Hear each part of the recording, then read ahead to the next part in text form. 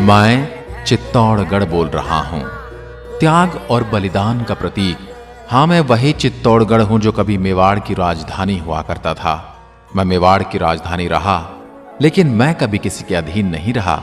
मेरी मिट्टी के कण कण में शौर्य और बलिदान की खुशबू आती है। मैं शक्ति, भक्ति, त्याग और बलिदान की धरती के रूप में जाना जाता हूं।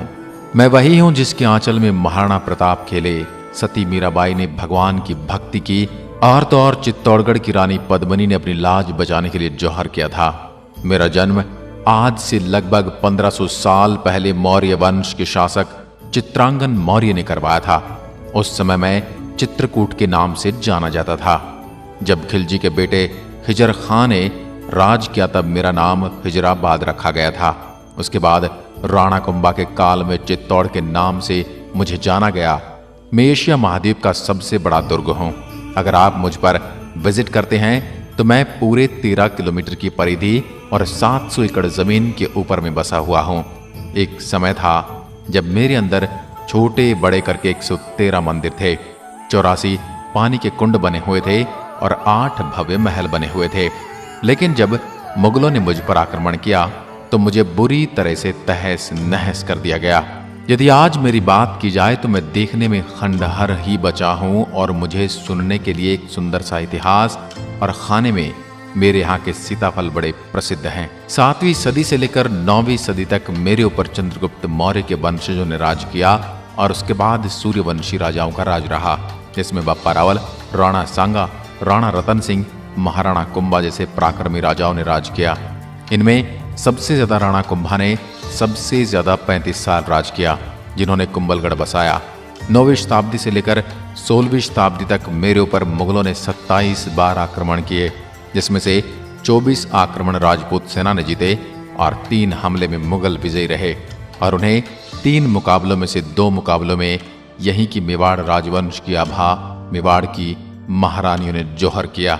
आप कभी मुझे निहारने आएंगे तो मेरे किले पर जाने के लिए 7 दरवाजे बने हुए हैं, जिनके नाम है पाडल पोल, दूसरा है भैरव पोल, तीसरा हनुमान पोल, गणेश पोल, लक्ष्मण पोल, जोड़न पोल, श्री राम पोल, पारस्परिक कलाकृति। ये 7 दरवाजे हैं। इनका निर्माण राणा कुंभा ने करवाया था। जो मुख्य दरवाजा है वह युद्ध के मैदान की तरफ है, जिसको सूरज पोल के नाम से जाना जाता है। जैसे ही आप किले की चढ़ाई पूरी करते हैं तो आपको सामने की तरफ कुंभा महल दिखाई देगा।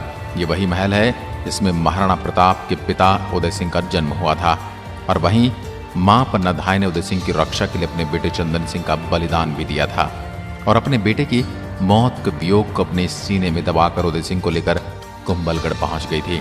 इस महल में एंटर होते ही अस्तबल दिखाई देता है, जहां राणा कुंभा के 7 घोड़े बंधा करते थे और सामने ही झरोखे बने हुए हैं, जहां से राणा भगवान सूर्य के दर्शन करने के बाद ही अन्न जल ग्रहण करते थे।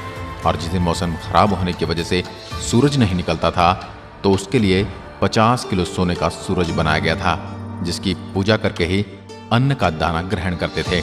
इस महल में 2 भाग बने हुए हैं, जिनको जनाना और मर्दाना के नाम से जाना जाता है। इसमें जनाना में रानियां रहती थी और मर्दाना में पुरुष रहा करते थे। इसी महल में एक सुरंग बनी हुई है जो सीधा गोमुख कुंड में जाकर खुलती है, जहां से रानियां जाकर नहा कर आती थी। कुंभा महल से आगे जौहर स्थल के रूप में एक स्थान दिखाई देता है। मेरे सीने में जौहर के रूप में समाया वह दर्द है जिसे सदियों तक भुलाया नहीं जा सकता। 13वीं शताब्दी के अंदर अलाउद्दीन खिलजी ने मुझ पर आक्रमण किया था। आपको पता है कि वह किले की चढ़ाई करके युद्ध नहीं जीत सकता था, तो उसने किले के चारों तरफ 6 महीने तक घेरा डाल रखा था। बाहर से आने वाले राशन को उसने बंद कर दिया था। परिणाम स्वरूप मेरे अंदर रहने वाली जनता भूख प्यास से मरने लगी। जब यह खबर राणा रतन सिंह को लगी तो उन्होंने खिलजी से संधि करनी चाही, लेकिन खिलजी धोखे से उनको बंदी बना लेता है, जिसके बाद में गोरा बादल उन्हें छुड़ा लेते हैं। लेकिन राजपूत सेना ये युद्ध हार जाती है और उस समय मेवाड़ की महारानी पद्मिनी अपनी 16,000 सखियों, सहेलियों और दासियों के साथ में खुद को अग्नि कुंड के हवाले कर देती है और मेरी मिट्टी में समा जाती है। और उसके बाद में दूसरा जौहर हुआ 1534 के अंदर, जब बहादुर शाह ने आक्रमण किया। उस समय रानी कर्णावती ने 13,000 औरतों के साथ जौहर किया था। पहले एक कुंड की तरह था, लेकिन आज वहां मिट्टी डालकर गार्डन का रूप दे दिया गया है। सिर्फ एक हवन कुंड रखा है, जहां एक निश्चित दिन मेवाड़ के वर्तमान राजा आकर हवन करके जिन्होंने जौहर किया था उनकी आत्मा की शांति की प्रार्थना करते हैं। उसके बाद तीसरा आक्रमण अकबर ने किया था, वही अकबर जिसे आप द ग्रेट अकबर के नाम से जानते हैं। उस समय मेवाड़ के राजा थे महाराणा प्रताप के पिता उदय सिंह। उन्होंने चित्तौड़ का किला उनके सेनापति जयमल पत्ता के हाथों सौंप कर वहां से उदयपुर चले गए थे। उसी समय उन्होंने उदयपुर नगर बसाया था और जयमल पत्ता ने अकबर से लड़ाई करी और इसमें 8000 महिलाओं ने जौहर किया था। और इस युद्ध के बाद अकबर ने मेरी धरती पर जो रक्तपात मचाया था उसने आम जन को मार मार कर इस मिट्टी का रंग लाल कर दिया था। मैं इस दुर्दांत और इस आताताई राजा को कभी भूल नहीं सकता। जौहरकुंड के पास ही आपको विजय स्तंभ भी दिखेगा, जिसका निर्माण महाराणा कुंभा ने करवाया था। महाराणा कुंभा ने गुजरात और मालवा दोनों राज्यों को जीत लिया था। इसी की खुशी में उन्होंने विजय स्तंभ का निर्माण करवाया था। इसको बनने में पूरे 10 साल का समय लगा। उस समय इसको बनाने में 90 लाख का खर्च आया था। 122 फुट इसकी ऊंचाई है। इसके अंदर कुल 157 सीढ़ियां बनी हुई हैं और यह 9 मंजिला है और इसका आकार भोलेनाथ के डमरू के समान है। नीचे से 3 मंजिल चौड़ा है, बीच में 5 मंजिल संकरा है और ऊपर से 2 मंजिल फिर से चौड़ा है। मेरे राजस्थान पुलिस के बाएं हाथ पर इसी का सिंबल बना होता है। विजय स्तंभ के आसपास आपको टूटे फूटे खंडहर दिखेंगे। सब मेरे उस समय के मंदिर थे, जिनको अलाउद्दीन खिलजी ने रानी पद्मिनी के नहीं मिलने पर तोड़ दिया था और बाद के आक्रमणकारियों ने भी ऐसा ही किया। मेरे जौहर कुंड के पास में आपको एक शिव मंदिर दिखाई देगा, जिसका नाम समाधीश्वर मंदिर है। मेरे उस समय काल में रानियां पास ही बने गोमुख कुंड में स्नान करके भगवान शिव को धोख देकर जौहर में अपना आत्मदाह कर गई थी। उसके बाद जैसे ही आप थोड़ा आगे की ओर प्रस्थान करते हैं, आपको एक बड़ा सा मंदिर दिखाई देता है। यह मंदिर 1200 साल पुराना मंदिर है। इस मंदिर का निर्माण बप्पा रावल ने करवाया था। उस समय यह मंदिर विष्णु मंदिर था, लेकिन 1303 में अलाउद्दीन खिलजी ने पूरे किले को तहस नहस कर दिया था, जिसमें इस मंदिर को भी क्षतिग्रस्त कर दिया था। उसके बाद 1433 में राणा कुंभा ने वापस इस मंदिर को रिनोवेट करवाया था। अब इसमें राधा कृष्ण और बलराम तीनों की मूर्तियां हैं। मंदिर के बाहर एक छतरी बनी है, जिसमें काले पत्थर में आज भी विष्णु जी के वाहन गरुड़ भगवान की मूर्ति बनी है। पास ही आपको मीराबाई का मंदिर दिखेगा, जो कृष्ण की भक्ति का अद्वितीय उदाहरण है। यह मंदिर लगभग 500 साल पुराना है। चित्तौड़गढ़ मीराबाई का ससुराल है। यहाँ इसके राणा सांगा के बड़े बेटे राजा भोज के साथ मीराबाई का विवाह हुआ था, लेकिन राजा भोज की मृत्यु के बाद उनके देवर विक्रमादित्य ने उनके ऊपर बड़े अत्याचार किए, जिसके चलते मीराबाई महल छोड़कर चली गई। जब वह द्वारिकाधीश गए थे, उनको वहां जाते हुए तो सबने देखा, लेकिन आते किसी ने नहीं देखा। ऐसा माना जाता है कि मीराबाई वहीं भगवान कृष्ण की मूर्ति में समा गई। जो आज मंदिर के अंदर भगवान कृष्ण और मीराबाई की मूर्ति देखते हैं, तो वह मूर्ति 2002 में बिरला सीमेंट की मालकिन ने नया मार्बल का मूर्ति लगवाया है। जो ओरिजिनल मूर्ति है वह द्वारिकाधीश में लेकर चले गए।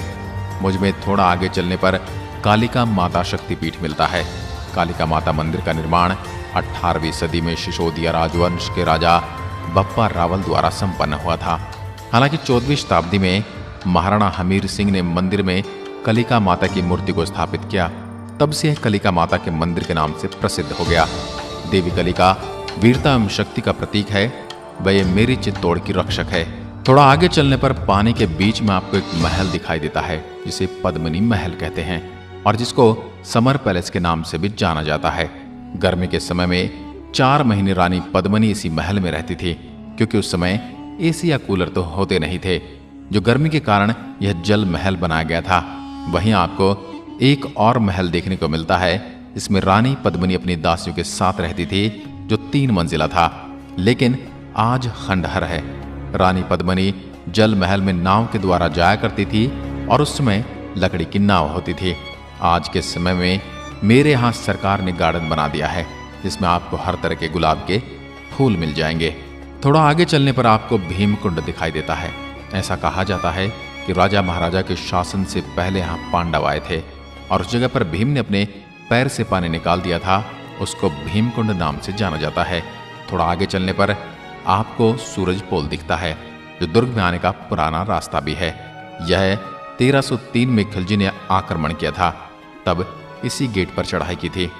इस रास्ते पर भी 7 गेट बने हुए हैं। जब खिलजी ने आक्रमण किया था तब उसने एक एक करके सारे गेट तहस नहस कर दिए थे, जिसमें से 6 गेट पूरी तरह से टूटे हुए हैं, लेकिन जो सूरजपोल गेट है वो बचा हुआ है। सूरज की सबसे पहली किरण इसी गेट पर पड़ती है और इसका नाम इसी वजह से सूरजपोल है।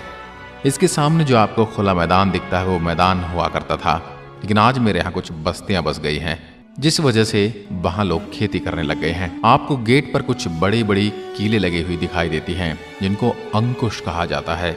जब आक्रमण किया जाता था तब हाथी को मदिरा पिलाकर पागल किया जाता था और उस गेट को तुड़वाया जाता था, लेकिन वह गेट को तोड़ न सके, इसी के लिए अंकुश लगाए जाते थे। अब आखिरी में आपको बताता हूं कि कैसे आप मुझ तक पहुंच सकते हैं। मैं भीलवाड़ा और उदयपुर के मध्य बसा हुआ हूं। मेरे सबसे निकटतम हवाई अड्डा डबोक एयरपोर्ट, जो कि उदयपुर में स्थित है, जहां से मेरी दूरी 90 किलोमीटर पड़ती है और आप ट्रेन से भी आसानी से पहुंच सकते हैं।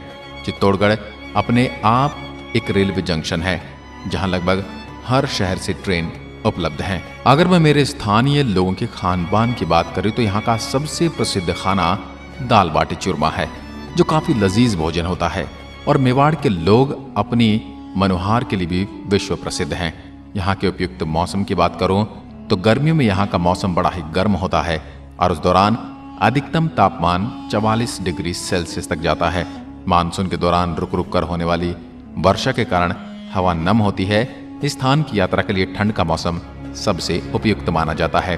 तो ये थी मेरी आत्मकथा, जो त्याग, बलिदान और भक्ति से सराबोर है। मैं खुद को अत्यंत गौरवान्वित महसूस करता हूँ कि मेरे पर उन शासकों ने राज किया जिन्होंने मुझे कभी दुश्मन के हाथ में नहीं सौंपा। दोस्तों, इसके बारे में आप क्या कहना चाहते हैं मेरी इस पावन मिट्टी को लेकर? अगर गलती से भी मेरे बारे में मैं कुछ भूल गया हूं तो मुझे कमेंट करके जरूर बताएं, और यदि आपको मेरी आत्मकथा पसंद आई है तो मुझे दूसरों तक भी पहुंचाएं। धन्यवाद। जय हिंद, जय भारत।